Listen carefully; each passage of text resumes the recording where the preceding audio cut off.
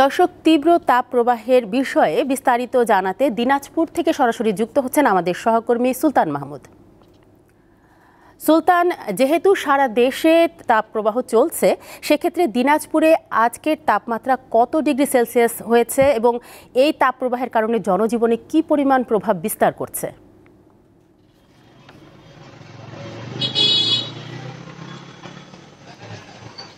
তানিয়া, আজকে টানা কয়েক দিন ধরেই কিন্তু দিনাজপুরের উপর দিয়ে এই তীব্র তাপদাহ প্রতিমান হচ্ছে, যার কারণে এই অঞ্চলের যারা সাধারণ মানুষ, একেবারে যারা খেটে খাওয়া মানুষ, তারা একেবারে বিপর্যস্ত অবস্থার মধ্যে রয়েছে। বিশেষ করে যারা অটো চালক এবং দিনমজুর শ্রেণীর লোকজনেরা আমরা দেখেছি, তাদের এই তীব্র তাপদাহে তারা অনেকটাই ক্লান্ত হয়ে পড়ছে এবং এই তৃষ্ণার্ত অবস্থায় অনেকেই কিন্তু রাস্তার পাশে যে যে আখের যে দোকানগুলো রয়েছে সেখানে কিন্তু প্রচুরভাবে ভিড় করছে। অনেকে কিন্তু তৃষ্ণার্ত এই আখের রস খেয়ে অনেকে কিন্তু তৃষ্ণা মেটানোর চেষ্টা করছে।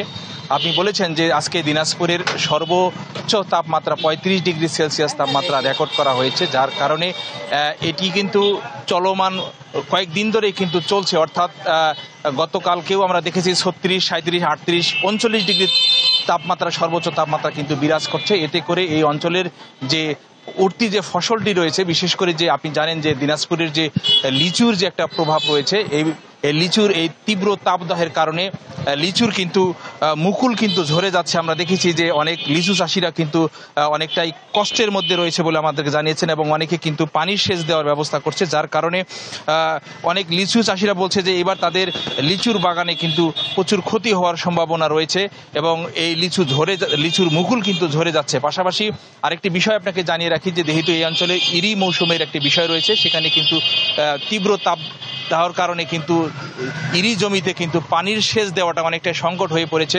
আমরা দেখেছি যে দিনাজপুরের বেশ কয়েকটি জেলায় স্যালো মেশিন বা গভীর নলকূপের মাধ্যমে কিন্তু পানি যে সেটি কিন্তু অনেকটাই সংকট দেখা দিয়েছে এবং কিছু কিছু অঞ্চলে কিন্তু পানি উঠছে না বলেও আমরা দেখেছি।